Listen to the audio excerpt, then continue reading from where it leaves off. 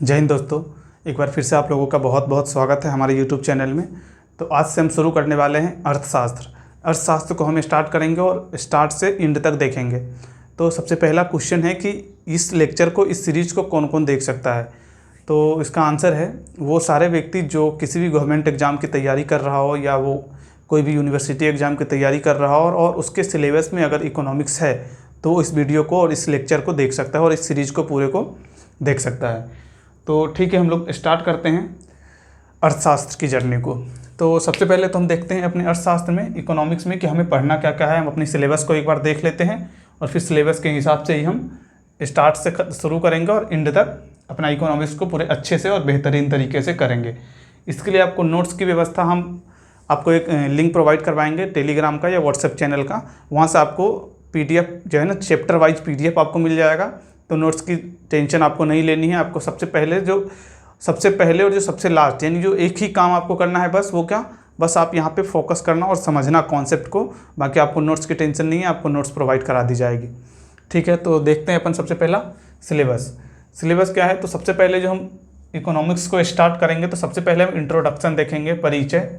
ठीक है, उसके बाद हम दूसरा यूनिट में आएंगे तो उसमें देखेंगे इन्फ्लेशन, मुद्रास्फीति, जिसमें महंगाई के बारे में हमें पढ़ना है, वो देखेंगे।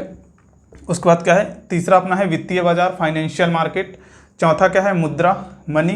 पांचवा है आर्थिक समृद्धि यानी इकोनॉमिक ग्रोथ, इसमें हम देखेंगे GDP वगैरह के बारे में। उसके बाद है आर्थिक विकास, इकोनॉमिक डेवलपमेंट।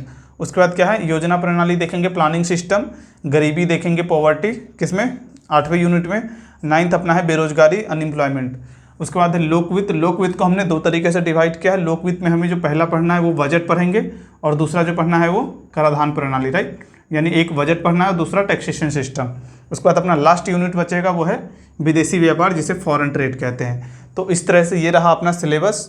आप चाहो तो सिलेबस का स्क्रीनशॉट ले सकते हो। इसके बाद हम शुरू करेंगे। बाकी आपको ये सिलेबस भी प्रोवाइड करा दी जाएगी नोट्स में। ठीक है, तो चलिए अपन स्टार्ट करते हैं। तो अपन कहाँ से स्टार्ट करेंगे, जो सबसे पहला अपना इकोनॉमिक्स में आएंगे तो सबसे पहले इंट्रोडक्शन से स्टार्ट करेंगे। इंट्रोडक्शन अपन 2 से 3 दिन पढ़ेंगे, या हो सकता है 2 से 3 दिन में अपन इंट्रोडक्शन ख़त्म कर लेंगे, राइट। ठीक है, अपन शुरू करते हैं सबसे पहले इंट्रोडक्शन से।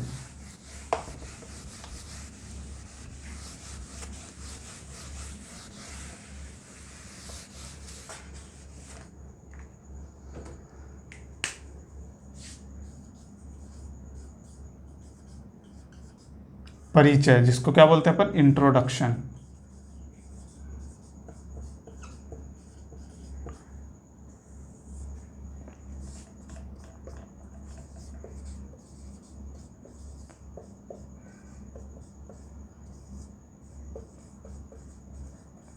अर्थशास्त्र, इकोनॉमिक्स, राइट। इकोनॉमिक्स, सबसे पहला क्वेश्चन है कि इकोनॉमिक्स क्या होता है, इकोनॉमिक्स किसे कहते हैं, अर्थशास्त्र क्या है। तो अर्थशास्त्र में हम क्या पढ़ते हैं, तो अर्थशास्त्र में क्या है कि अपने पास जो भी संसाधन है, यानी मानव के पास जो भी संसाधन अवेलेबल है, उस संसाधनों का हम बेहतर से बेहतर यूज कैसे करें, बेहतर से बेहतर उपयोग कैसे करें, इसके बारे में अध्ययन करना ही क्या होता है, अर्थशास्त्र। जैसे समझो, जैसे मानव के लिए संसाधन क्या क्या है। मानव के लिए संसाधन वन है, मानव के लिए संसाधन समुद्र है, मानव के लिए संसाधन जो धरती के अंदर से कोयला निकलता है, धरती के अंदर से जो गोल्ड वगैरह निकलते हैं, ये है मानव के लिए संसाधन, राइट। मानव के लिए संसाधन और क्या क्या क्या है, जो भी पशु पक्षी वगैरह है, ये भी मानव के लिए एक संसाधन का ही काम करता है। तो उसमें क्या करना है कि जैसे अपने लिए जंगल संसाधन है, लेकिन इसका मतलब ये नहीं है कि जंगल संसाधन है तो जंगल को एक बार में ही यूज करके ख़त्म कर दो। मतलब बेहतर से बेहतर उपयोग, जिससे हमें नुकसान भी ना हो और हम उसका इस्तेमाल भी कर सके, इसे हम ही क्या बोलते हैं, अर्थशास्त्र। इसके बारे में जब हम अध्ययन करते हैं तो उसमें हम यही सीखते हैं कि हम अपने पास जो भी संसाधन अवेलेबल है उसका बेहतर से बेहतर उपयोग क्यों करें। ठीक है, तो इसमें हम क्या सीखते हैं, अर्थशास्त्र का बेहतर आवंटन, राइट। सॉरी, किस संसाधनों का बेहतर आवंटन, राइट। संसाधनों का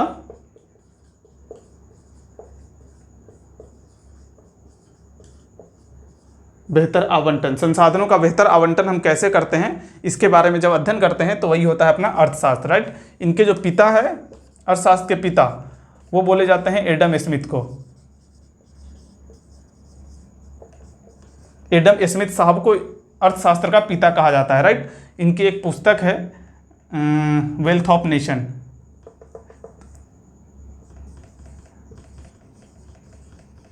the wealth of nation, right. इनका एक पुस्तक है द वेल्थ ऑफ नेशन, ये बहुत फेमस पुस्तक है, आप चाहो तो पढ़ सकते हो। तो हमने सबसे पहले अर्थशास्त्र में क्या देखा, संसाधनों का बेहतर आवंटन करना ही अर्थशास्त्र है। उसके बाद इनके पिता कौन है, एडम स्मिथ, जिन्होंने एक पुस्तक लिखा था क्या, द वेल्थ ऑफ नेशन। बहुत सारे पुस्तक है लेकिन द वेल्थ ऑफ नेशन इनका काफ़ी फेमस पुस्तक है, इसलिए द वेल्थ ऑफ नेशन यहाँ पे हम लिख दिए हैं। तो हमें क्या पता चला अभी इकोनॉमिक्स के बारे में, जब हम अर्थशास्त्र के बारे में देखते हैं तो अर्थशास्त्र में क्या है, संसाधनों के आवंटन के बारे में अध्ययन करते हैं, राइट। अब देखो अर्थशास्त्र क्या है, ग्रीक वर्ड से आया है जिसका होता है ओकियो,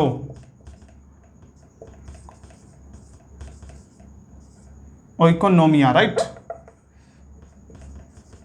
जिसमें क्या है, ओइको का मतलब होता है क्या, ओइकोस होता है, यानी ये दो शब्दों से मिलकर बना है। ये एक ग्रीक शब्द से आया हुआ है ओइकोनोमिया से।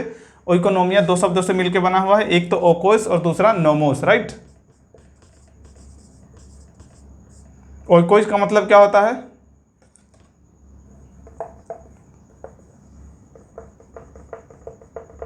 ओइकोस का मतलब होता है परिवार। ओइकोस का मतलब क्या होता है, परिवार, और नोमोस का मतलब क्या होता है, मैनेजमेंट, राइट। ओइकोस का मतलब क्या होता है, हाउस होल्ड या परिवार, जो भी बोल लो, और नोमोस का मतलब क्या होता है, प्रबंधन। जैसे देखो इस ऐसा समझो, ये जस्ट वेट,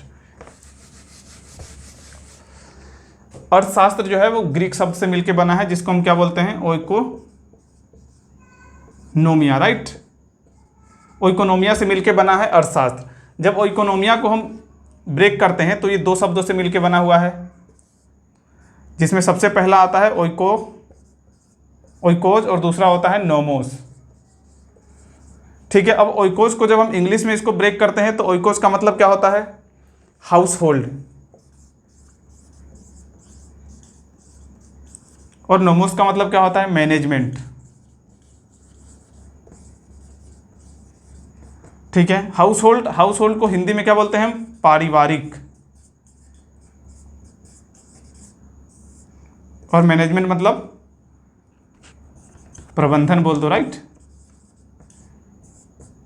अब देखो इकोनॉमिक्स ये शब्द कहाँ से आया, अर्थशास्त्र, राइट। तो ये दो यहाँ से लिया गया है, ये ग्रीक शब्द है ओइकोनोमिया। ओइकोनोमिया को जब हम ब्रेक करते हैं तो ओइकोस और नोमोस आता है, राइट। ओइकोस को इंग्लिश में बोलते हैं हाउस होल्ड और हिंदी में पारिवारिक, और नोमोस का मतलब होता है मैनेजमेंट, और इसको हिंदी में क्या बोलते हैं, प्रबंधन। तो अरस्तु थे एक, अरस्तु ने क्या बोला था इसको, अरस्तु ने अर्थशास्त्र को बोला था पारिवारिक प्रबंधन का विज्ञान, पारिवारिक प्रबंधन का विज्ञान, पारिवारिक प्रबंधन का विज्ञान। उस टाइम पे ये बस परिवार की बात किया जाता था, क्यों, क्योंकि जब ये अर्थशास्त्र की जबकि जो बात हो रही है ना, उस टाइम पे एक घर की अर्थव्यवस्था से रिलेट करके ही इसका नाम दिया गया था, इसलिए ये जो है ना पारिवारिक प्रबंधन का विज्ञान कहा जाता है। अरस्तु के द्वारा इस अर्थशास्त्र को एक दूसरा नाम दिया गया, पारिवारिक प्रबंधन का विज्ञान। तो ये था थोड़ा सा डिटेल्स। अब थोड़ा सा अपन आगे बढ़ते हैं इकोनॉमिक्स की दुनिया में और देखते हैं कि आगे क्या है, राइट।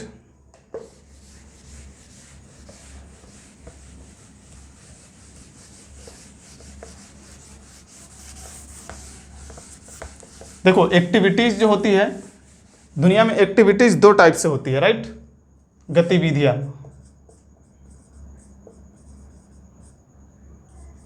गतिविधियां। और इससे भी पहले आप ये देखो कि अर्थशास्त्र की जब हम बात करते हैं तो उसमें क्या क्या है, उसके तीन अर्थशास्त्र हैं। अर्थशास्त्र में तीन प्रमुख उसके पिलर है, एक होते हैं उपभोक्ता, एक होते हैं उत्पादक, और एक होते हैं क्या, सरकार। अर्थशास्त्र के पिलर की बात करते हैं अपन, राइट। एक होता है उपभोक्ता। उपभोक्ता क्या होता है, उपभोक्ता जो सामान को यूज करता है, जैसे हम लोग उपभोक्ता हुए, राइट। उत्पादक का मतलब क्या होगा, उत्पादक जैसे कोई कंपनी जो सामान बनाती है, जो कोई प्रोडक्ट बना रही है, वो कौन होगा, उत्पादक। और सरकार जो देश को चला रही है, राइट। तो इसमें सबका अपना अपना उद्देश्य होता है। उपभोक्ता का उद्देश्य क्या होता है, जो सामान खरीदता है उसका उद्देश्य क्या होगा। जैसे हम कोई भी चीज़ खरीदते हैं, जैसे मान लीजिए हमने घड़ी खरीदा, तो हमारा उद्देश्य क्या है कि हमें घड़ी से क्या हो, संतुष्टि मिले, है ना, कि हमने जो घड़ी खरीदी है वो बहुत अच्छी घड़ी है, राइट। तो उपभोक्ता का जो उद्देश्य होता है वो क्या होता है, संतुष्टि प्राप्त करना। संतुष्टि, राइट। उपभोक्ता का उद्देश्य क्या होता है? संतुष्टि प्राप्त करना। और वहीं उत्पादक का उद्देश्य क्या होगा? सोचो, जो उत्पादक है, जो किसी कंपनी की बात जब हम करते हैं तो उस कंपनी का उद्देश्य क्या होगा? लाभ कमाना, राइट। जैसे कोई कंपनी है, मान लो घड़ी बनाने वाली जो कोई कंपनी है, वो घड़ी क्यों बनाएगी और घड़ी बना के मार्केट में सेल क्यों करेगी जब तक उसको लाभ नहीं होगा? तो उसका उद्देश्य क्या होता है? लाभ कमाना, राइट। और सरकार का उद्देश्य क्या होता है?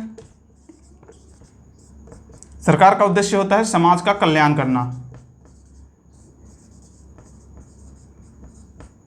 समाज कल्याण करना मतलब समाज में पूरा एकता बनाए रखना, समाज का पूरा डेवलपमेंट, पूरे समाज के स्तर पे जब बात करते हैं वो क्या है? सरकार होता है। उसका मकसद ही होता है समाज कल्याण करना, राइट। सरकार को कोई मतलब नहीं है संतुष्टि, कोई मतलब नहीं है लाभ कमाने से, वो बस समाज का कल्याण करते हैं, उसका ये उद्देश्य होता है। तो ये अर्थशास्त्र के 3 पिलर है। एक उपभोक्ता हमने समझ गए कि वो जो प्रोडक्ट को यूज करता है, प्रोडक्ट को यूज करने वाला, लाइक हम लोग हो गए वो जो हम सामान कुछ खरीदते हैं, तो वो क्या कौन हो गया? उपभोक्ता।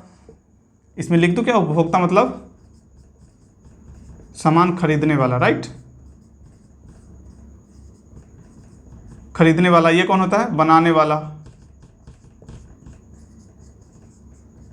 और ये सरकार का मतलब तो सरकार। जैसे देखो हमने क्या बताया, उपभोक्ता का उद्देश्य क्या होता है? जैसे हम अगर अपने स्तर पे बात करें तो हम अगर कोई भी सामान खरीदते हैं तो हम यही सोचते हैं ना कि जो सामान हमने खरीदे हैं वो सामान अच्छा होना चाहिए, राइट। जैसे हमने किसी चीज़ के लिए पेमेंट की है तो वो जो जिस चीज़ के लिए पेमेंट किया है वो मेरे लिए लाभदायक होना चाहिए, वो उससे हमें संतुष्टि मिलनी चाहिए।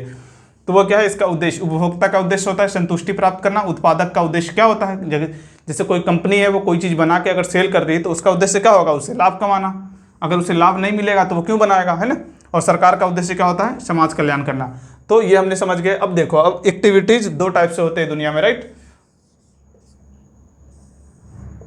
जो गतिविधियां है, एक्टिविटीज जिसको बोलते हैं, वो 2 टाइप से होते हैं। एक तो होता है क्या? आर्थिक गतिविधियां।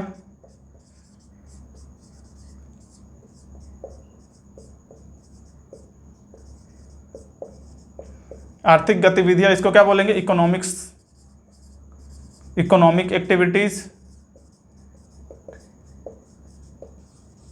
ठीक है। और दूसरा क्या होता है? Non economic.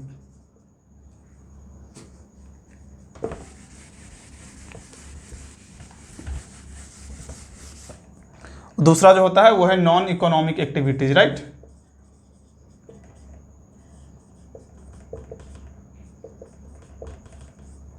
इसको क्या बोलेंगे अपन? गैर आर्थिक गतिविधियां।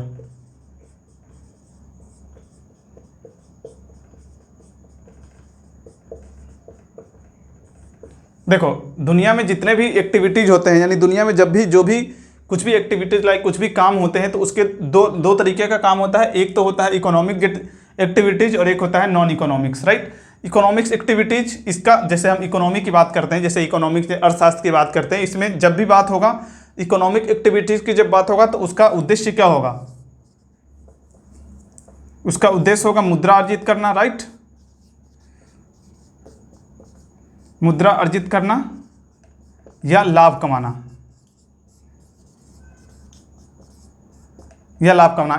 इकोनॉमिक एक्टिविटीज में जब बात करेंगे मुद्रा अर्जित करना, जैसे कोई भी व्यक्ति अगर मान लो अगर वो कोई उत्पादक की जब बात करेंगे तो उत्पादक अगर इस आर्थिक गतिविधियां का पार्ट है तो उसमें जो उत्पादक होगा वो क्या चाहेगा? मुद्रा अर्जित करना, राइट, या लाभ कमाना, ये हो गया।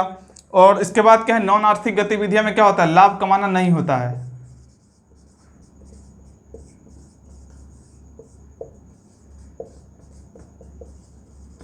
ठीक है, तो एक होता है आर्थिक गतिविधियां और एक होता है नॉन इकोनॉमिक्स यानी गैर आर्थिक गतिविधियां। जैसे देखो दुनिया में वो सारे काम जिसमें पैसे का बात हो, जिसमें लेन देन की बात हो, जिसमें किसी का प्रॉफिट किसी का नुकसान का बात हो, वो किस में आएगा? वो आएगा आर्थिक गतिविधियां में।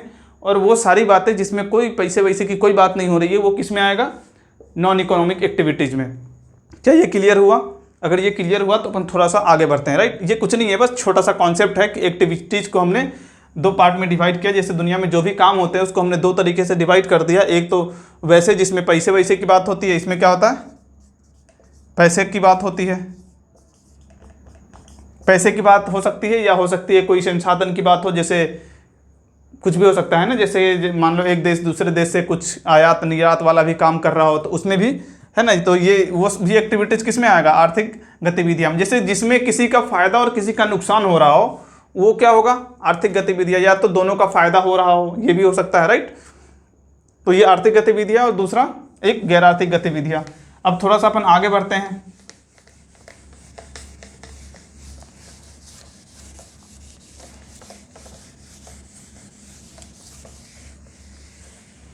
अब देखो टाइप्स ऑफ इकोनॉमिक्स देखते हैं, राइट।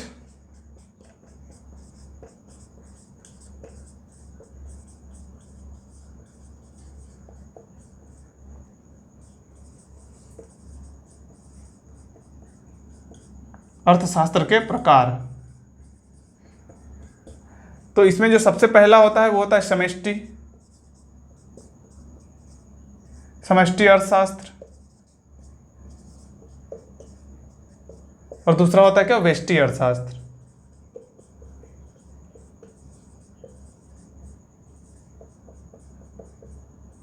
एक क्या होता है, एक होता है समष्टि अर्थशास्त्र और दूसरा क्या होता है, व्यष्टि अर्थशास्त्र।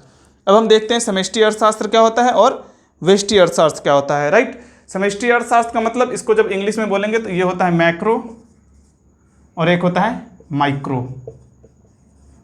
बाकी आप इकोनॉमिक्स लगा लेना आगे, राइट। जैसे मैक्रो इकोनॉमिक्स और एक माइक्रो इकोनॉमिक्स। जैसे समष्टि अर्थशास्त्र और एक क्या होता है, व्यष्टि अर्थशास्त्र। या तो आप इसको इधर कर लो, इधर कर लो, यानी ये दो होते हैं। अर्थशास्त्र के दो टाइप्स होते हैं, एक समष्टि और एक व्यष्टि। देखो जब समष्टि की बात करेंगे, सबसे पहले व्यष्टि समझो। जब व्यष्टि की बात करेंगे तो क्या होता है, ये छोटे स्तर पे जब बात हो, छोटे स्तर पर का मतलब, जैसे इसमें एग्जांपल में समझो, जैसे एक घर की जब बात हो रही हो, एक घर या किसी एक कंपनी,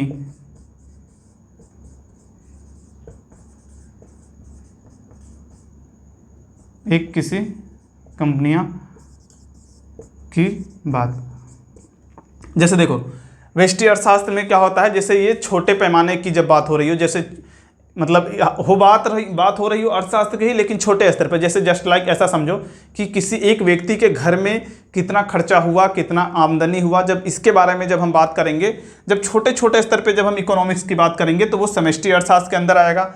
जैसे मान लो किसी एक कंपनी की कितनी प्रॉफिट हुई, कितनी लॉस हुई, उसने कितना कहाँ इन्वेस्ट किया है, कहाँ से उसको कितना लाभ आ रहा है ना, यानी छोटे स्तर पर।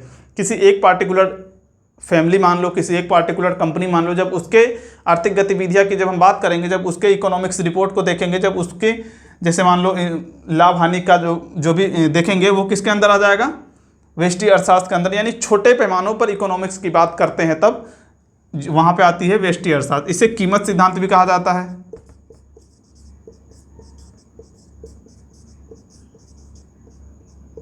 इसे कीमत सिद्धांत भी कहा जाता है, राइट। कीमत सिद्धांत क्यों कहा जाता है, क्योंकि इसमें जो है ना, ये व्यष्टि अर्थशास्त्र में कीमत सिद्धांत भी इसे कहा जाता है। इसका दूसरा नाम है एक कीमत सिद्धांत। इसमें जो है ना, मांग और आपूर्ति पे कीमत डिसाइड होती है। जैसे मान लो मांग ज़्यादा हो गया तो उसमें क्या होगा, जैसे मांग अगर ज़्यादा हो गया तो प्राइस उसका बढ़ा दिया जाएगा, राइट। इसलिए इसको क्या बोलते हैं हम, कीमत सिद्धांत। उसके बाद हम जब समष्टि अर्थशास्त्र की बात करते हैं तो क्या होता है, व्यापक स्तर। व्यापक स्तर की जब बात हो रही हो, फॉर एग्जाम्पल, इसमें एग्जाम्पल अगर हम ले तो मान लो किसी देश की इनकम पूरी,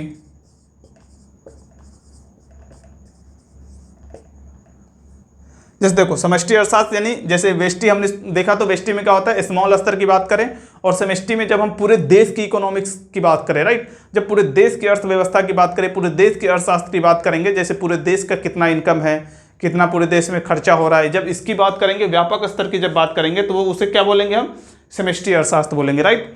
तो हमने क्या देखा, अर्थशास्त्र को दो तरीके से डिवाइड किया, एक होता है समष्टि और एक होता है व्यष्टि। समष्टि में क्या होता है, व्यापक स्तर पे बात होती है, और समष्टि में छोटे स्तर पे। जैसे किसी एक घर के बारे में जब हम बात करेंगे तो, या किसी एक कंपनी के बारे में, तब उसे व्यष्टि के अंतर्गत रखेंगे, और जब पूरे देश के बारे में बात करेंगे तो वह हम समष्टि अर्थशास्त्र के अंतर्गत रखेंगे। जैसे किसी एक राज्य को भी ले लो, जैसे मान लो पूरे बिहार राज्य के बारे में, जब हम पूरे बिहार राज्य के इकोनॉमिक्स ग्रोथ या इकोनॉमिक्स डेवलपमेंट की जब हम बात करेंगे तो वो किस में आएगा, समष्टि अर्थशास्त्र के अंदर आएगा।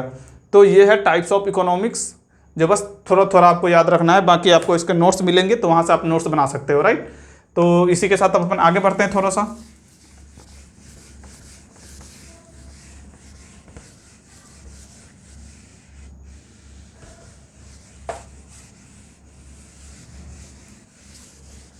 अब देखो अर्थशास्त्र को हम एक और तरीके से डिवाइड कर सकते हैं, जैसे देखना यहाँ अर्थशास्त्र को हम एक और तरीके से डिवाइड कर सकते हैं, एक तो नॉर्मेटिव, एक नॉर्मेटिव होता है और दूसरा पॉजिटिव। एक पॉजिटिव इकोनॉमिक्स होता है और एक नॉर्मेटिव इकोनॉमिक्स, यहां पे लिख लो, राइट, और यहां नॉर्मेटिव इकोनॉमिक्स, राइट। पॉजिटिव को क्या बोलते हैं अपन? सकारात्मक,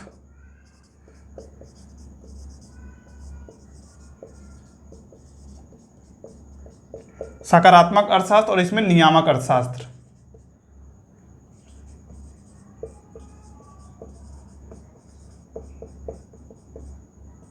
नियामक अर्थशास्त्र। अब देखो सकारात्मक अर्थशास्त्र और नियामक अर्थशास्त्र, हमने इकोनॉमिक्स को दो और तरीके से डिवाइड किए, एक होता है पॉजिटिव और एक होता है नॉर्मेटिव। पॉजिटिव में क्या होता है? ये आंकड़ों से संबंधित होता है। जैसे नहीं, सबसे पहले इसमें पॉइंट देखो, जब हम बात करते हैं क्या था, क्या है और क्या होगा, राइट। जब हम ये बात करते हैं कि जैसे मान लो, जैसे किसी देश की इकोनॉमिक्स की जब बात करते हैं, किसी देश की जीडीपी की बात करेंगे, तो उसमें जब हम ऐसा बोलेंगे कि किसी देश का इकोनॉमिक क्या था, क्या है और फ्यूचर में क्या होगा, तो वो किसके अंतर्गत आएगा? वो पॉजिटिव इकोनॉमिक्स के अंतर्गत आएगा। क्यों? क्योंकि इसमें हम बात करते हैं कि वो क्या था, क्या है और क्या होगा। और यहाँ ये सोचो, जब जैसे क्या था, क्या है और क्या होगा, ये चीज हमें देखने के लिए इसमें कहीं ना कहीं आंकड़ा छुपा है, राइट। कहीं ना कहीं आंकड़ा होगा, उसी से तो हम तुलना करेंगे कि क्या था और क्या है और क्या आगे होना चाहिए, राइट। तो इसमें ये जो है ना, ये आंकड़ों से संबंधित होता है,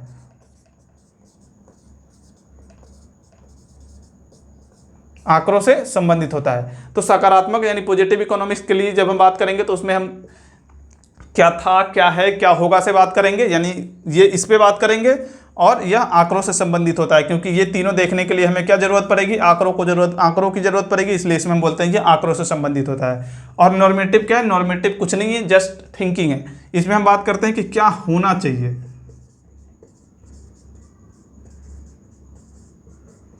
क्या होना चाहिए, और ये क्या होता है? विचारों से संबंधित होता है, राइट। तो ये हो गया, इकोनॉमिक्स को हम दो तरीके से डिवाइड किए, एक पॉजिटिव इकोनॉमिक्स और एक नॉर्मेटिव इकोनॉमिक्स। पॉजिटिव को जैसे सकारात्मक अर्थशास्त्र की जब हम बात करेंगे तो इसमें हम देखते हैं कि क्या था, क्या है और क्या होगा, और जब ये तीनों देखने के लिए हमें आंकड़ों की जरूरत पड़ती है, इसलिए हम पॉजिटिव इकोनॉमिक्स में कहते हैं यह आंकड़ों से संबंधित होता है। और वही जब नॉर्मेटिव की बात करते हैं तो इसमें हम देखते हैं कि क्या होना चाहिए, यानी इसमें विचार का बात होता है, यानी जस्ट थिंकिंग कि क्या होना चाहिए से संबंधित होता है, इसलिए इसमें हम लिखते हैं कि ये विचारों से संबंधित होता है। तो ये हमने अर्थशास्त्र को दो तरीके से और डिवाइड किए, राइट। हमने दो तरीके से, और वो जो देखे थे वो टाइप्स जो है समष्टि वेष्टि, वो भी हमें समझ में आ गया, राइट। अब थोड़ा सा आगे बढ़ते हैं और देखते हैं कि इकोनॉमिक्स और इकोनॉमी में क्या अंतर है।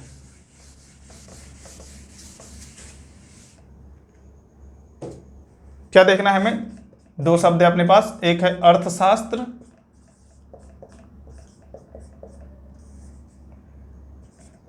और एक क्या है? अर्थव्यवस्था।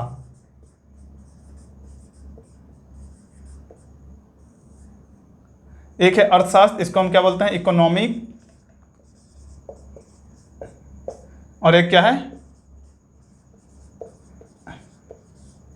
देखो, एक होता है इकोनॉमिक और एक होता है इकोनॉमी, दोनों अलग अलग है, देखना, ठीक है। एक अर्थशास्त्र होता है और एक अर्थव्यवस्था होता है। तो अब हमें ये देखना है कि दोनों में क्या डिफरेंस है, और हम जो पढ़ेंगे आगे वो पूरा यही पढ़ेंगे, अर्थव्यवस्था के बारे में ही हम ज़्यादातर अध्ययन करेंगे, राइट। तो देखते हैं कि डिफरेंस क्या है दोनों में, और ये दोनों मतलब क्यों अलग अलग है। जैसे देखो, अर्थशास्त्र की जब हम बात करते हैं तो अर्थशास्त्र सबसे पहले ये क्या है? एक विषय है। जैसे हम बात करते हैं फिजिक्स अपना एक विषय है, केमिस्ट्री अपना एक विषय है, मैथमेटिक्स अपना एक विषय है, ठीक उसी प्रकार इकोनॉमिक भी अपना एक क्या है? विषय है। और जब हम बात करते हैं अर्थव्यवस्था की तो ये क्या है? ये अर्थशास्त्र जो है, इकोनॉमिक्स अर्थशास्त्र के कॉन्सेप्ट,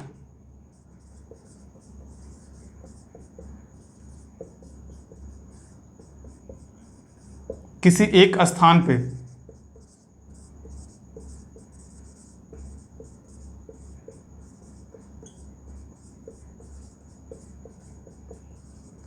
जैसे देखो, एक तो हमने अर्थशास्त्र समझ ली। अर्थशास्त्र क्या है? अर्थशास्त्र विषय है, इकोनॉमिक एक विषय है। अर्थव्यवस्था क्या है? जो जो वही इकोनॉमिक है, जो वो इकोनॉमिक है, जो अर्थशास्त्र है, वो जो विषय है उसके अंदर जो बहुत सारे हमने कॉन्सेप्ट पढ़ेंगे, अभी आगे पढ़ने वाले हैं। तो उस इकोनॉमिक के अंदर इकोनॉमिक और इकोनॉमी दोनों अलग अलग है। अर्थशास्त्र और अर्थव्यवस्था दोनों अलग अलग शब्द है, इसमें डिफरेंस देखना आप, राइट? वही डिफरेंस हम अभी देख रहे हैं। तो इस विषय में यानी अर्थशास्त्र में जो भी कॉन्सेप्ट हम पढ़ते हैं, जैसे जीडीपी कैसे मापते हैं, किसी कंपनी का प्रॉफिट कैसे निकालते हैं, राइट? इस तरह से किसी प्रोडक्ट का मार्केट प्राइस कैसे निकालते हैं। तो जब ये सारे इसी के पूरे कॉन्सेप्ट को जब हम किसी एक स्थान पे, जैसे किसी एक स्थान पे जब इसके कॉन्सेप्ट को हम लागू करते हैं तो उसे बोलते हैं इकोनॉमी। जैसे मान लो कैसे इंडिया पे अर्थशास्त्र के कॉन्सेप्ट कैसे लागू होते हैं, इस चीज को हम कैसे बोलते हैं? Indian economy, right? अब देखोगे कि इकोनॉमी डायरेक्ट नहीं आता, यानी अर्थव्यवस्था डायरेक्ट नहीं आएगा, वो किसी प्लेस से जुड़ के आएगा। जैसे बिहार इकोनॉमी भी बोल सकते हो आप, बिहार की अर्थव्यवस्था, राइट? जैसे ऐसा मान लो अमेरिका यूएसए का इकोनॉमी, राइट? जैसे ऐसा मान लो चाइना का इकोनॉमी, है ना? तो इस तरह से आता है। इसी तरह से जैसे इंडिया में अर्थशास्त्र के कॉन्सेप्ट को कैसे अप्लाई करते हैं हम और कैसे अपने देश का ग्रोथ करवा रहे हैं, तो उसे हम क्या बोलते हैं? Indian economy, right? तो हमें ये समझ में आ गया कि अर्थशास्त्र क्या होता है, अर्थव्यवस्था क्या होता है। यार अर्थशास्त्र एक विषय है, राइट? और अर्थव्यवस्था क्या है? उसी विषय के कॉन्सेप्ट को हम किसी एक जब पार्टिकुलर स्थान पे उस कॉन्सेप्ट को लागू करने लग जाए तो उसे हम बोलते हैं इकोनॉमी, अर्थव्यवस्था। ये हमने समझ गए। अब थोड़ा सा अपन आगे बढ़ते हैं और देखते हैं कि अर्थव्यवस्था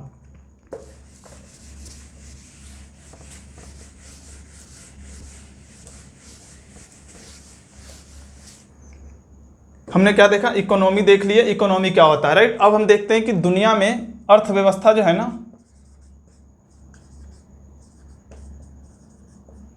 अर्थव्यवस्था, ये यहां हम लिखते हैं टाइप्स ऑफ इकोनॉमी।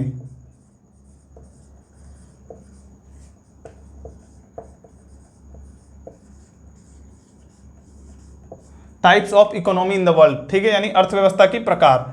तो पूरी दुनिया में जो अर्थशास्त्र है ना, types of economy in the world, यानी पूरी दुनिया में अर्थव्यवस्था 3 तरीके का होता है, जिसमें सबसे पहला जो होता है उसको आप पूंजीवादी अर्थव्यवस्था हम बोलते हैं,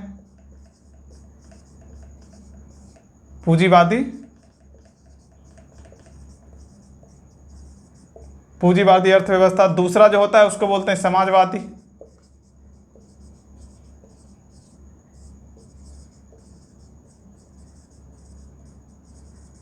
दूसरा होता है समाजवादी, और तीसरा होता है मिश्रित।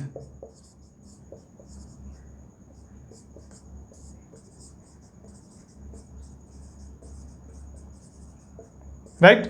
एक होता है पूंजीवादी अर्थव्यवस्था, एक होता है समाजवादी अर्थव्यवस्था, और एक क्या होता है?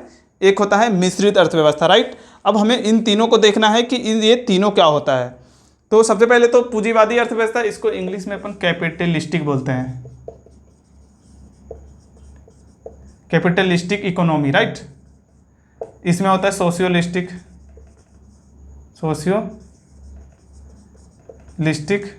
इकोनॉमी, और इसमें होता है मिक्स्ड इकोनॉमी, इसको इंग्लिश में अपन बोलते हैं।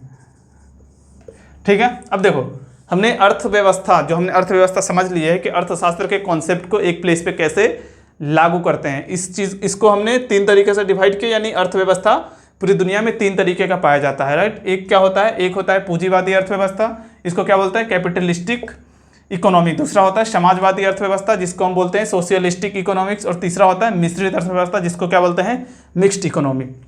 ये हो गया। अब देखो, अब हमें इस बारी बारी से एक एक करके सबको समझना है, लेकिन उससे पहले आप ये समझो, कोई भी देश हो, कोई देश की इकोनॉमी कैसे चलती है, राइट? किसी भी देश की इकोनॉमी कैसे चलती है, तो उसको इसके लिए 2 फैक्टर है। एक क्या है? पूंजीपति लोग जो है वहां के,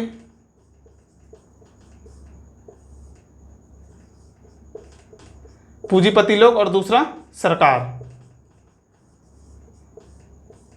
ये 2 लोग मिलके ही किसी भी देश को चलाते हैं। एक तो उस देश के पूंजीपति लोग, उस देश के अमीर लोग, जो उस देश के अमीर लोग हैं वो, जैसे अपने इंडिया की जब बात करेंगे तो टाटा बिरला हो गया, है ना? उसके बाद अंबानी हो गया, अडानी हो गया, ये लोग जो है अपने देश के पूंजीपति लोग हैं, राइट? तो अपने देश की इकोनॉमी इन पर डिपेंड है। और दूसरा क्या है? सरकार। यानी कोई भी देश का इकोनॉमी दो दो वर्ग पे चलता है, एक तो पूंजीपति लोग और दूसरा सरकार। ये चीज़ आप याद रखिएगा, ठीक है। अब अपन आगे बढ़ते हैं और देखते हैं क्या पूंजीवादी अर्थव्यवस्था क्या है, राइट।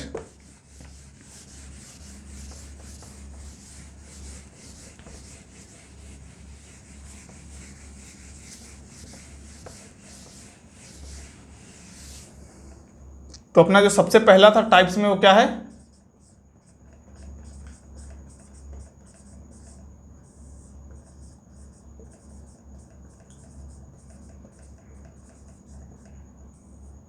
पूंजीवादी अर्थव्यवस्था। पूंजीवादी अर्थव्यवस्था देखते हैं, इसको कैपिटलिस्टिक इकोनॉमिक भी कहते हैं, इकोनॉमी भी कहते हैं, राइट। इसमें देखिए पूंजीवादी अर्थव्यवस्था नाम से आपको क्लियर हो रहा होगा, हमने क्या बात किया अभी कि किसी देश की अर्थव्यवस्था दो लोग चलाते हैं, यानी दो ग्रुप चलाते हैं, एक तो उस देश के पूंजीपति लोग और दूसरा सरकार, ठीक है, यानी वो दो लोगों पे ही डिपेंड है। तो जब हम पूंजीवादी इकोनॉमिक, जैसे वो सारे देश जहाँ पे पूंजीवादी अर्थव्यवस्था है वहाँ पे क्या होता है, वहाँ पे जो अधिकतम स्वामित्व है, अधिकतम स्वामित्व है वो किसका होता है, अमीर लोगों का, राइट, यानी निजी क्षेत्र का बोल दीजिए, निजी क्षेत्र या बोले तो पूंजीपति लोग। ठीक है, हम क्या बात कर रहे हैं, पूंजीवादी अर्थव्यवस्था। पूंजीवादी अर्थव्यवस्था में हमने क्या बात की है कि वैसे इकोनॉमी जहां पे जो है ना अधिकतम स्वामित्व, किसका अधिकतम स्वामित्व, तो अर्थशास्त्र में इकोनॉमी में हम किसका अधिकतम स्वामित्व की बात करेंगे, तो संसाधन, राइट। तो पूंजीवादी अर्थव्यवस्था को आप समझिएगा, यानी किसी भी देश की वैसी अर्थव्यवस्था जहां पे उस देश के इकोनॉमी में ज़्यादातर अमीर लोग शामिल है, यानी ज़्यादातर वो देश जो है पूंजीपति लोगों की वजह से चल रहा है, तो उसे हम क्या बोलते हैं, उसे बोलते हैं, उस देश की अर्थव्यवस्था को बोलते हैं पूंजीवादी अर्थव्यवस्था। जैसे मान लो इसमें अगर आप एग्जाम्पल देखोगे तो आपको एग्जाम्पल एक सबसे प्यारा और सबसे बेहतरीन एग्जाम्पल आपको दिखेगा, क्या, यूएसए, राइट। सबसे बढ़िया एग्जाम्पल जो है पूंजीवादी अर्थव्यवस्था का वो क्या है, यूएसए, राइट। इसमें क्या होता है, जैसे देखो पूंजीवादी अर्थव्यवस्था में क्या होता है, जो निजी क्षेत्र होते हैं, निजी क्षेत्र ग्रेटर देन होता है सार्वजनिक क्षेत्र।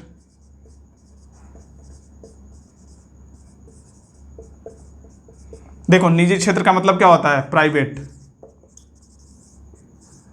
सेक्टर। प्राइवेट सेक्टर जो है ना ग्रेटर देन होता है क्या, पब्लिक सेक्टर से, राइट। पब्लिक सेक्टर का मतलब क्या होता है, सार्वजनिक क्षेत्र, और सार्वजनिक क्षेत्र की जब भी बात आएगी, पब्लिक सेक्टर, सार्वजनिक क्षेत्र, तो ये हम बात करते हैं सरकार का, राइट।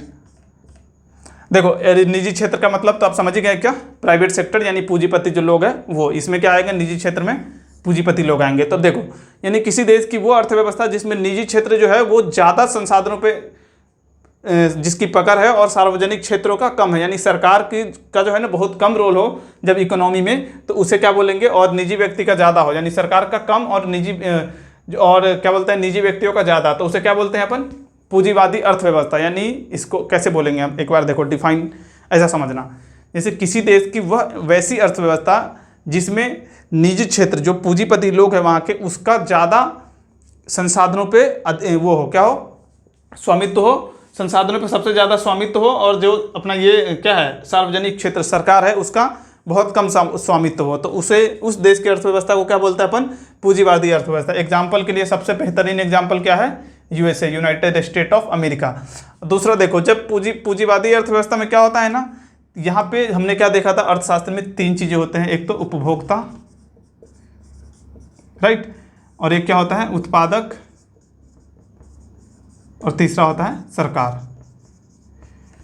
तो यानी इसमें देखो पूंजीवादी अर्थव्यवस्था में उपभोक्ता के पास पूरा अधिकार होता है कि वो जो है ना अपने हिसाब से, जैसे उसके पास पूरा अधिकार है कि अपने हिसाब से वो सामान की डिमांड करे, अपने हिसाब से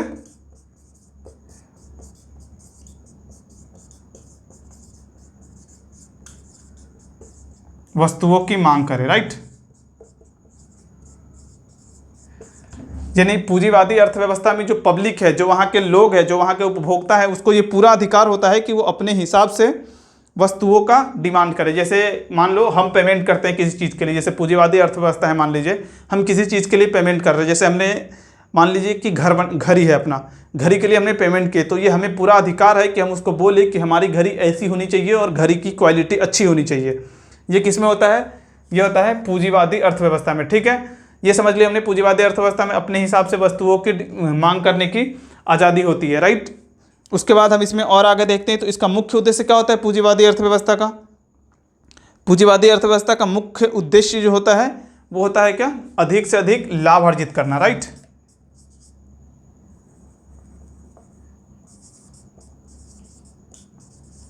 अधिक से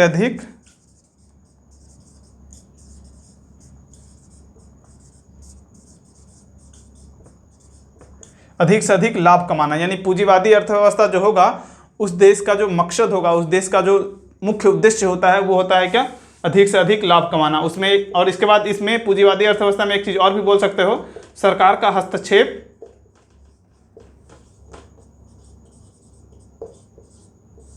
नहीं होता है, या ऐसा बोल सकते हो कि कम होता है, यानी वैसे जो भी देश है जो पूंजीवादी अर्थव्यवस्था को फॉलो करता है तो वहाँ पे इकोनॉमिक कंट्रोल में जो है ना गवर्नमेंट का हाथ बहुत कम होता है, गवर्नमेंट ज़्यादा इंटरफेयर नहीं करता है, उसको पूंजीपति लोग ही चलाते हैं, पूंजीपति लोग ही उसको संभालते हैं। इसका सबसे बेहतरीन एग्जाम्पल अपने पास क्या है? यूएसए। ये हो गया। और इसमें क्या है, इसमें कीमत तंत्र भी देखने को मिलता है, राइट। पूंजीवादी अर्थव्यवस्था में कीमत तंत्र का मतलब क्या होता है? यानी जब किसी भी वस्तु की जो वो है ना प्राइस, वो मांग पर डिपेंड करे। जैसे मान लीजिए बहुत ज़्यादा डिमांड हो रहा है, राइट, बहुत ज़्यादा डिमांड हो रहा है और उत्पादक कम हो रहा है, तो उस वस्तु की प्राइस अचानक से हाई कर दी जाएगी। किसमें? पूंजीवादी अर्थव्यवस्था में, ताकि लोग जो है ना उसकी डिमांड कम करें। इसीलिए इसको क्या बोलते हैं, इसमें कीमत तंत्र भी देखने को मिलता है। यानी इस पर जो है ना वैल्यू यानी प्राइस, यहाँ पे पूंजीवादी अर्थव्यवस्था में किसी भी प्रोडक्ट की प्राइस कभी भी कुछ भी हो सकती है, इसलिए इसको हम क्या बोलते हैं, इसमें कीमत तंत्र भी देखने को मिलता है। क्योंकि यहाँ पे क्या है, इसको कंट्रोल कौन कर रहा है? पूंजीवादी अर्थव्यवस्था को पूंजीपति लोग कर रहे हैं, तो पूंजीपति लोग गवर्नमेंट की थोड़ी सुनेंगे। पूंजीपति लोग तो जैसे मान लीजिए जो भी कोई कंपनी है जो कुछ उत्पादक कर रही है लेकिन उसकी डिमांड बढ़ गई, बस वो प्रोडक्शन उसका नहीं हो रहा है, तो क्या करेगा? वो अपनी वैल्यू बढ़ा देगा, क्योंकि उसका उद्देश्य क्या है? मुख्य उद्देश्य अधिक से अधिक लाभ कमाना। और किसी कारणवश वो प्रोडक्ट नहीं बना पा रहा है, तो जो प्रोडक्ट है उसके पास, उसको वो सस्ते में क्यों बचेगा? उसकी वैल्यू को बढ़ा देगा, उसकी प्राइस को बढ़ा देगा और उसी प्रोडक्ट से वो 2 गुना 3 गुना प्रॉफिट कमा लेगा। इसलिए इसमें कीमत तंत्र भी देखने को मिलता है। तो ये था पूरा पूंजीवादी अर्थव्यवस्था। आई होप कि आपको पूंजीवादी अर्थव्यवस्था समझ में आया होगा। अब थोड़ा सा अपन इस आगे बढ़ते हैं, अपना जो दूसरा वाला है वो देखते हैं, राइट।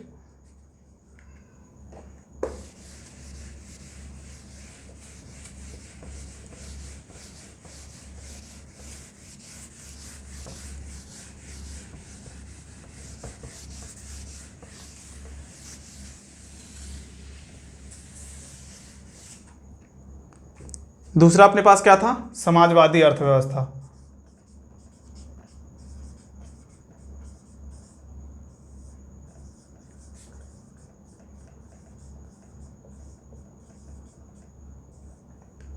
Socialistic economic, right.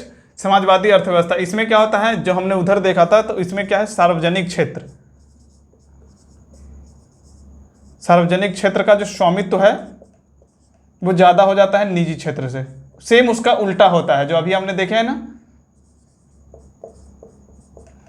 इसमें क्या क्या होगा, जैसे जो हमने अभी पूंजीवादी वाला में देखा है, इसमें कीमत तंत्र देखने को मिलेगा क्या? नहीं मिलेगा। कीमत तंत्र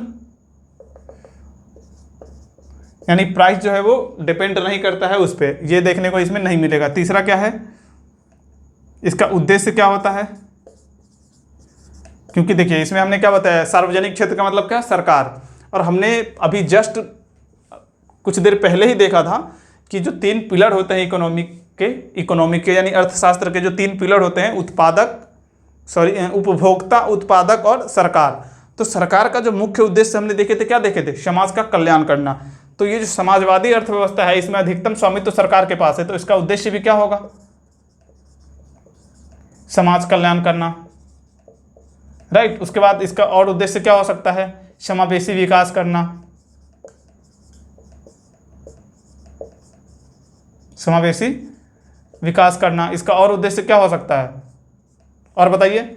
जैसे जब हम समाजवादी अर्थव्यवस्था की बात करेंगे जिसमें अधिकतम स्वामित्व किसके पास होगा? गवर्नमेंट के पास होगा, तो उसमें और क्या क्या हो सकता है, और हो सकता है कि आय का जो असमान वितरण है, आय का समान वितरण करना। आय का समान वितरण का क्या मतलब है, जैसे बहुत पूंजीपति लोग हैं, यानी उस देश के जो अमीर लोग होंगे उससे से ज़्यादा मात्रा में टैक्स लेके और उसको गरीब लोगों में योजना के माध्यम से पहुंचाना, यानी उसके आय को डिस्ट्रीब्यूट करना, यानी डिवाइड करना। नहीं तो ऐसा होगा कि उसमें जो है सब कुछ लोगों के पास बहुत सारे पैसे हो जाएंगे और कुछ लोग गरीब ही रह जाएंगे। इसलिए इसका जो एक उद्देश्य है आय का समान वितरण करना भी होता है। तो अब देखो समाजवादी अर्थव्यवस्था की हम बात कर रहे हैं, तो उसमें क्या है, समाजवादी अर्थव्यवस्था में जैसा कि हमने देखा था कि अर्थव्यवस्था में दो क्षेत्र है। एक क्या है, किसी भी देश की अर्थव्यवस्था या तो पूंजीपति लोग चलाते हैं या नहीं तो गवर्नमेंट चलाते हैं, और या नहीं तो दोनों मिलकर चलाते हैं। तो हमने पूंजीपति लोग वाला तो देख लिए, और दूसरा हम देख रहे हैं क्या, जिसमें गवर्नमेंट का ज़्यादा हस्तक्षेप होता है संसाधनों पे, राइट। इसमें सार्वजनिक क्षेत्र का ज़्यादा योगदान होता है संसाधन पे और निजी क्षेत्र का होता है लेकिन कम होता है। इसमें कीमत तंत्र देखने को मिलता है, नहीं मिलता है, राइट। कीमत तंत्र नहीं देखने को मिलता है। अब इसमें आप खुद सोचना, कुछ कुछ पॉइंट आपको कुछ खुद सोचने को मिलेगा। अच्छा, हमने क्या बताया था, पूंजीवादी अर्थव्यवस्था में बताया था कि जो उपभोक्ता है उसके पास अधिकार है कि वो अपनी वस्तु की क्वालिटी को चेक कर सकता है। क्या इसमें होगा वो चीज़, मतलब उसमें पूंजीवादी बात में क्या था, अपने हिसाब से डिमांड करने का अधिकार था। क्या इसमें होगा, इसमें नहीं होगा। इसमें ऐसा लिखो, उपभोक्ता को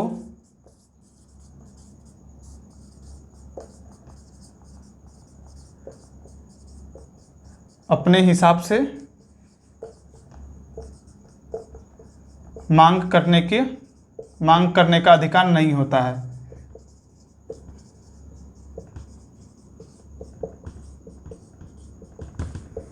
नहीं होता है क्योंकि देखो समाजवादी अर्थव्यवस्था में इसमें क्या है, गवर्नमेंट चला रही है, यानी इस अर्थव्यवस्था में गवर्नमेंट ज़्यादा पावरफुल है।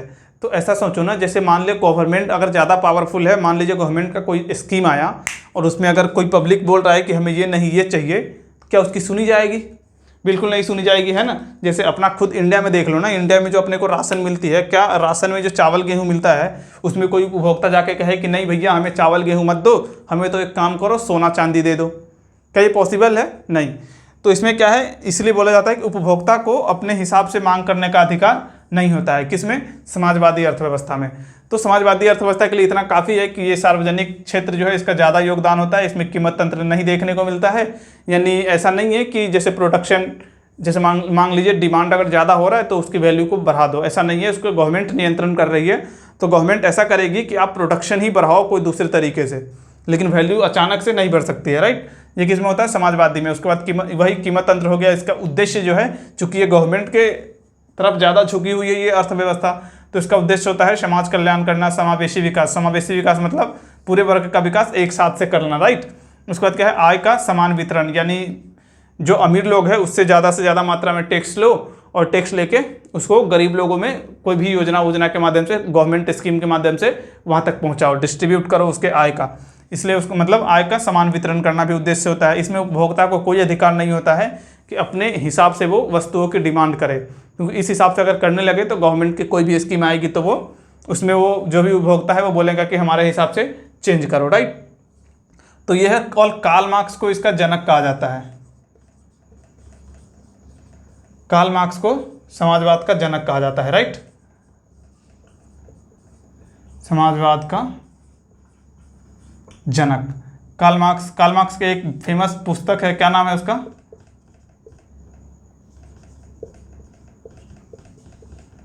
Das Kapital. आप पढ़ना चाहो तो आप पढ़ लेना, इंटरनेट पे भी मिल जाएगा। नहीं तो क्या है, समाजवादी अर्थव्यवस्था, इसके जो प्रशंसक थे ना वो कार्ल मार्क्स थे।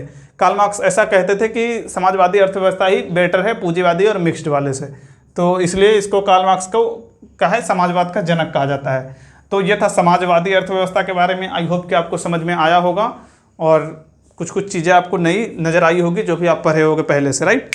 अब हम अपने आगे की तरफ बढ़ते हैं। सॉरी, इसका एग्जाम्पल अपन ने नहीं देखा। इस जो है ना समाजवादी अर्थव्यवस्था के एग्जाम्पल आपका आ जाएगा क्या? चाइना, रसिया। चाइना और रसिया जो है ना इसके बहुत बड़ा एग्जाम्पल है समाजवादी अर्थव्यवस्था का, ठीक है। अब थोड़ा सा आगे बढ़ते हैं अपन और आगे देखते हैं आगे क्या है।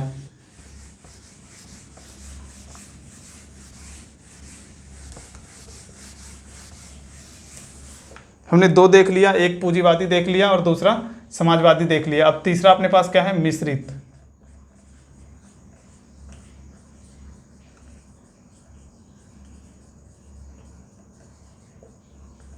मिश्रित अर्थव्यवस्था, इसको मिक्स्ड इकोनॉमिक भी कहते हैं, राइट। इसमें क्या होगा, इसमें जो है ना सार्वजनिक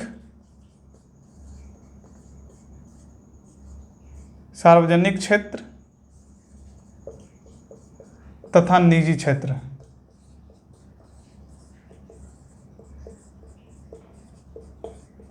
दोनों साथ मिलकर कार्य करते हैं, राइट। दोनों साथ मिलकर कार्य करते हैं, यानी मिश्रित अर्थव्यवस्था में क्या है कि इसमें सार्वजनिक क्षेत्र भी होता है और पूंजीपति वर्ग जो होते हैं, जिसे निजी क्षेत्र बोलते हैं, वो भी होता है। मतलब इसमें क्या है कि एक तरफ से सरकार भी अपना काम कर रही है और एक तरफ से निजी क्षेत्र है वो भी अपना काम कर रहे हैं। इसका उद्देश्य क्या होगा, इसका उद्देश्य डिवाइड हो जाएगा, राइट। जो सार्वजनिक क्षेत्र है तो सार्वजनिक क्षेत्र का इसका उद्देश्य क्या हो जाएगा, वही समाज कल्याण करना, समाज कल्याण करना, और क्या हो जाएगा, समावेशी विकास करना,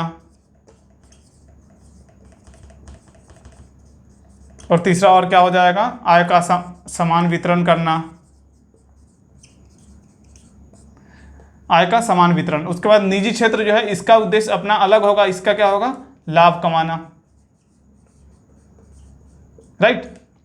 जैसे देखो मिश्रित अर्थव्यवस्था में, यानी ऐसा समझो ना जैसे हमने पूंजीवादी अर्थव्यवस्था देखा और एक समाजवादी अर्थव्यवस्था देखा, और दोनों को मिक्स्ड कर दो तो जैसे एक में क्या था, पूंजीवादी में निजी क्षेत्र के पास ज़्यादा अधिकार था, राइट, ज़्यादा स्वामित्व था सरकार का, वो संसाधनों का, और समाजवादी में क्या था, गवर्नमेंट के पास ज़्यादा था, राइट। और दोनों को मिक्स्ड कर दो तो दोनों बराबर हो जाएगा, तो इसमें लगभग बराबर ही होते हैं। मिश्रित अर्थव्यवस्था में सार्वजनिक क्षेत्र को क्या बोलते हैं अपन, सरकार तथा निजी क्षेत्र दोनों साथ में मिलकर और एक साथ मिलकर कार्य करते हैं और देश की इकोनॉमी को आगे बढ़ाते हैं, राइट। इसमें क्या है, मिश्रित अर्थव्यवस्था में ये हमने इतना कुछ देख लिया। अब देखो इसका जो एग्जाम्पल आप देखोगे, इसका सबसे बड़ा एग्जाम्पल है भारत। भारत एक मिश्रित अर्थव्यवस्था है, और ये मिश्रित अर्थव्यवस्था कब बने, जैसे मिश्रित अर्थव्यवस्था सबसे पहले आज़ादी के समय जो था ना, इसकी थोड़ी सी एक हिस्ट्री देख लो। आज़ादी के समय अपना भारत क्या था, समाजवादी था। आज़ादी के समय अपना भारत समाजवादी अर्थव्यवस्था था, लेकिन दूसरी औद्योगिक नीति जो आती है,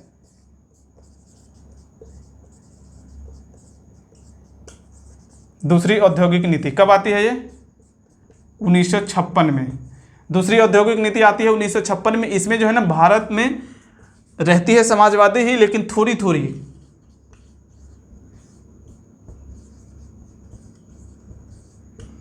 जो है ना मिश्रित अर्थव्यवस्था देखने को मिलती है।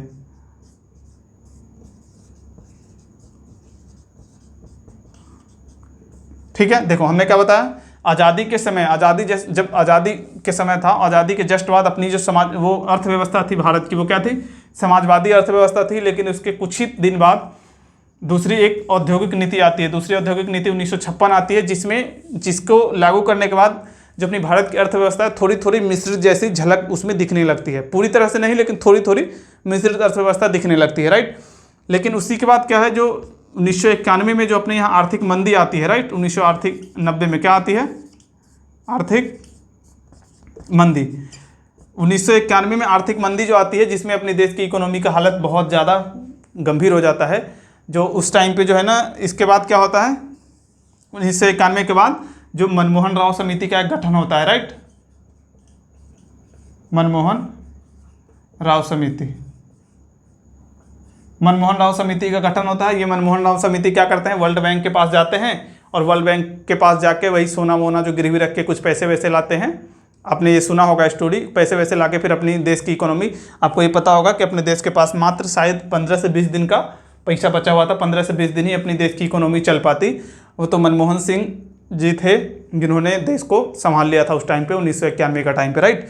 तो क्या हुआ कि ये मनमोहन राव समिति का गठन हुआ, और ये दोनों जब गए, मनमोहन सिंह और एक ये राव, कुछ नाम था उनका, पीएम था अपना उस टाइम के, वो थे, ठीक है। ये दोनों गए वर्ल्ड बैंक के पास, उनके पास मतलब सोने वोने की गिरवी रख दिए उनने, और वहाँ से कुछ पैसे लेके आए और वो पैसे से फिर इकोनॉमी को चलाया। तो उसमें क्या हुआ कि वर्ल्ड बैंक ने अपने ये जो थे अपने मनमोहन सिंह को, उन्होंने कुछ सलाह दिए, और वही सलाह लेकर ये आए और 1991 में इन्होंने एलपीजी लागू किया, राइट।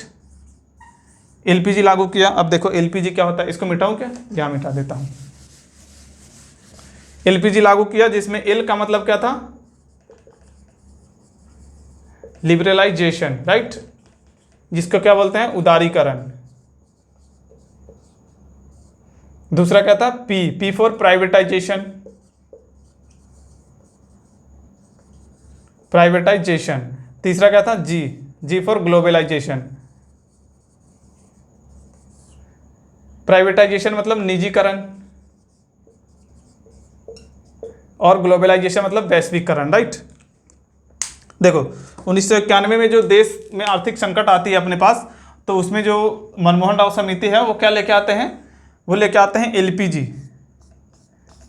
एलपीजी जिसमें एल फॉर लिबरलाइजेशन, उदारीकरण। उदारीकरण का मतलब क्या होता है, जो लाइसेंस प्रणाली था ना, लाइसेंस प्रणाली,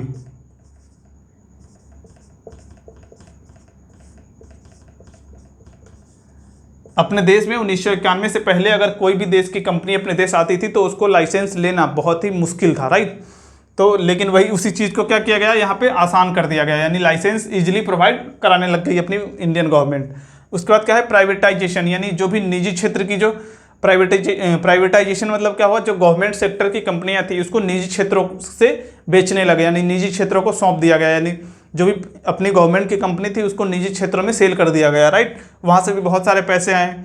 और तीसरा क्या है, जी फॉर ग्लोबलाइजेशन, यानी अपनी देश की अर्थव्यवस्था को विश्व की अर्थव्यवस्था से जोड़ा गया, जिसे हम क्या बोलेंगे, ग्लोबलाइजेशन बोला गया। और उसके बाद जो है ना 1991 की नई आर्थिक नीति जो आई थी एलपीजी के बाद हमारा देश में जो है ना पूरी तरह से मिश्रित अर्थव्यवस्था का स्वरूप देखने को मिलता है, राइट। एलपीजी के बाद जो है ना भारत एक मिश्रित अर्थव्यवस्था बन जाती है।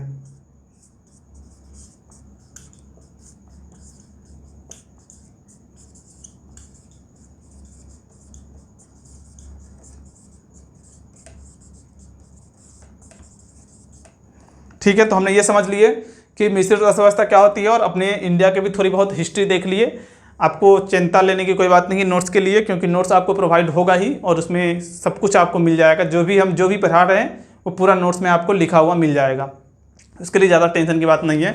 एक बार हम रिवीजन करते हैं अपनी मिश्रित अर्थव्यवस्था को। मिश्रित अर्थव्यवस्था में हमने क्या देखा कि इसमें सरकार और निजी क्षेत्र दोनों साथ में मिलकर बराबर सहयोग से सहायता से काम करती है और देश को डेवलप करती है, देश के इकोनॉमी में अपना अपना योगदान देती है। जिसमें जो निजी क्षेत्र है उसका क्या उद्देश्य होता है, निजी क्षेत्र का उद्देश्य होता है अधिक से अधिक लाभ कमाना। और ये दूसरा नंबर क्या था अपने पास, सार्वजनिक क्षेत्र, जिसको सरकार बोलते हैं, यानी पब्लिक सेक्टर। पब्लिक सेक्टर का उद्देश्य क्या होता है, इसका उद्देश्य होता है समाज का कल्याण करना, इसका उद्देश्य होता है समावेशी विकास करना, इसका उद्देश्य होता है आय का समान वितरण करना, राइट। उसके बाद हमने फिर इसमें आगे देखे तो अपने देश के बारे में थोड़ा सा चर्चा किया। अपने देश के बारे में क्या चर्चा किया, तो अपना भारत जो है वो भारत मिश्रित अर्थव्यवस्था है अभी, लेकिन आज़ादी के समय भारत एक समाजवादी अर्थव्यवस्था था। लेकिन जब नई आर्थिक नीति आती है 1956 में, उस नई आर्थिक नीति के बाद भारत में थोड़ी थोड़ी मिश्रित अर्थव्यवस्था देखने को मिलती है, पूरी तरीके से नहीं लेकिन थोड़ी थोड़ी। उसके बाद क्या हुआ कि 1990-91 के दशक में क्या होता है कि अपने देश में वो आ जाती है, मतलब आर्थिक मंदी आ जाती है, पूरी तरह से अपने देश का जो वो हो जाता है चौपट, है ना, इकोनॉमी वो पूरी तरह से बर्बाद हो जाता है।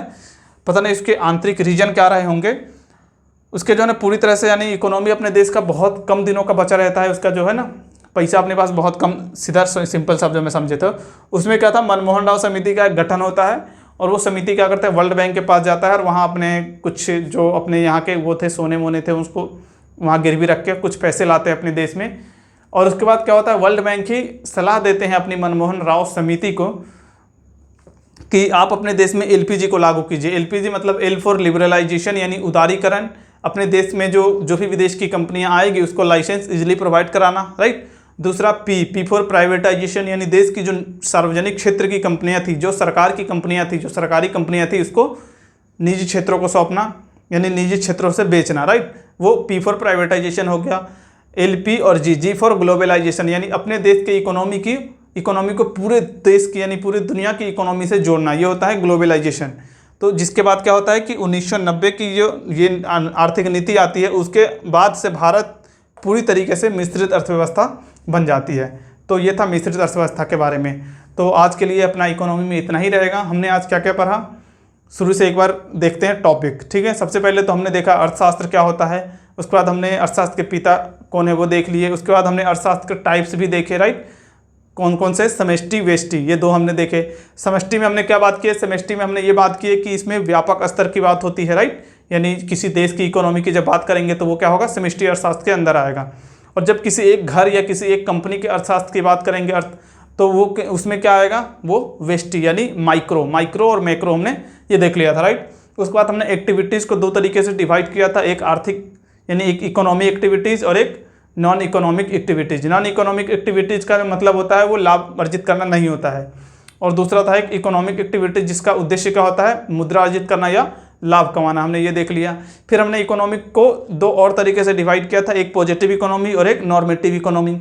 पॉजिटिव इकोनॉमी में क्या होता है, उसको हम हिंदी में क्या बोलते हैं, सकारात्मक अर्थव्यवस्था, दूसरा सकारात्मक अर्थशास्त्र और दूसरा क्या होता है, नियामक अर्थशास्त्र, ठीक है। सकारात्मक अर्थशास्त्र में हमने क्या देखा था कि इसमें क्या था, क्या है, क्या होगा से संबंधित होता है, और इसमें यह आंकड़ों से संबंधित होता है, दो देखा हमने। उसके बाद नियामक में हमने देखा कि इसमें क्या होना चाहिए, यानी फ्यूचर थिंकिंग की बात होती है, इसलिए बोलते हैं इसमें विचारों का संबंध होता है, इसमें विचारों का अध्ययन करता है, ये हमने देख लिया। फिर हमने अगला टॉपिक देखा इकोनॉमी और इकोनॉमिक्स क्या होता है, इकोनॉमी और इकोनॉमिक्स। तो हमने देखा कि इकोनॉमिक्स जो है वो एक सब्जेक्ट है और इकोनॉमी क्या है, उसी सब्जेक्ट के कॉन्सेप्ट को किसी एक जगह पे कैसे लागू करते हैं, राइट, उसे हम बोलते हैं इकोनॉमी। जस्ट लाइक कि इंडिया में कैसे लागू करते हैं, इंडियन इकोनॉमी। चाइना में अर्थशास्त्र के जो कॉन्सेप्ट है वो कैसे लागू हो रहे हैं, उसे क्या बोलेंगे हम, चाइनीज इकोनॉमी, राइट, यानी चाइना की अर्थव्यवस्था। इस तरह से हमने देखा। फिर जब आगे आए तो हमने देखा कि अर्थव्यवस्था को तीन तरीके से हमने डिवाइड किया, यानी पूरे देश में तीन तरीके की अर्थव्यवस्था पाई जाती है। सबसे पहला हमने देखा कैपिटलिस्टिक, जिसे पूंजीवादी अर्थव्यवस्था कहते हैं। इसमें हमने क्या देखा, पूंजीवादी अर्थव्यवस्था में हमने ये देखा कि इसमें जो है अधिकतम स्वामित्व क्या होता है, निजी क्षेत्रों का होता है, गवर्नमेंट का कम होता है। इसमें कीमत तंत्र देखने को मिलता है। पूंजीवादी में हमने ये देखा, इसमें जो उपभोक्ता है उसको अधिकार होता है अपनी मांग के हिसाब से सामान को लेने की, राइट। इसका मुख्य उद्देश्य होता है अधिक से अधिक लाभ कमाना। इसका एक सबसे बड़ा एग्जाम्पल हमने देखा यूएसए। उसके बाद हम आगे बढ़े तो हमने देखे समाजवादी अर्थव्यवस्था, सेम पूंजीवादी का उल्टा।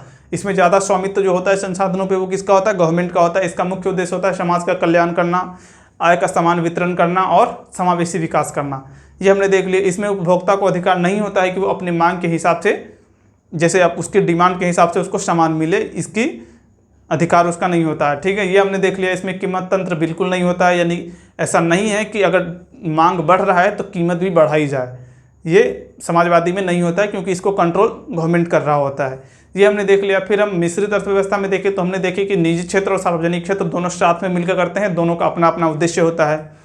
उसके बाद हमने देखा कि इसके एग्जाम्पल जो है मिश्रित अर्थव्यवस्था के, वो सबसे बड़ा एग्जाम्पल अपना भारत है। हालांकि भारत आज़ादी के समय में क्या था, एक समाजवादी अर्थव्यवस्था था, लेकिन जब दूसरी आर्थिक नीति आती है 1956 में, उसके बाद भारत में थोड़ी थोड़ी मिश्रित अर्थव्यवस्था देखने को मिलती है। लेकिन 1991 के आर्थिक मंदी के बाद, 1991 के बाद जो अपने देश में एलपीजी आती है मनमोहन राव समिति के द्वारा, उस एलपीजी के बाद क्या होता है कि अपने देश में पूरी तरीके से मिश्रित अर्थव्यवस्था के लक्षण देखने को मिलते हैं, और वो अपना देश 1991 के बाद पूरी तरह से मिश्रित अर्थव्यवस्था बन जाती है। तो आज के लेक्चर में हमने इतना देखा, और आज के लिए इतना ही। मिलते हैं अगले लेक्चर में, और अगले लेक्चर में हम इससे आगे बात करेंगे। तो जय हिंद, आज के लिए इतना ही।